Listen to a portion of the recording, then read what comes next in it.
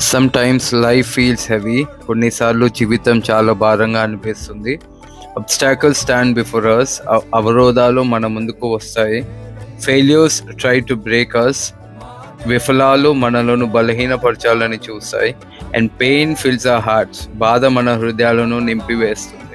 But remember this, ఇది గుర్తుంచుకోండి, only God can turn our obstacles into opportunities. మన అవరోధాలను అవకాశాలుగా మార్చగలిగేది దేవుడు మాత్రమే.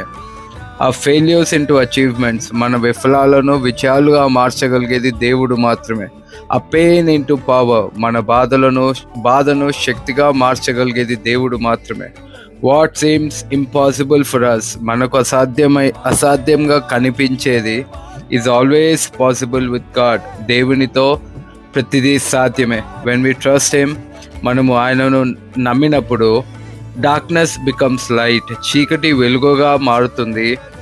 ఫియర్ బికమ్స్ ఫెయిత్, భయం విశ్వాసంగా మారుతుంది. అండ్ హోప్లెస్నెస్ బికమ్స్ విక్టరీ, నిరాశ విజయంగా మారుతుంది. No matter what we face today, ఈరోజు మనం ఏ పరిస్థితిలో ఉన్నను కూడా God is still working for us behind the scenes. దేవుడు ఇంకా మన కోసం పని చేస్తూనే ఉన్నాడు.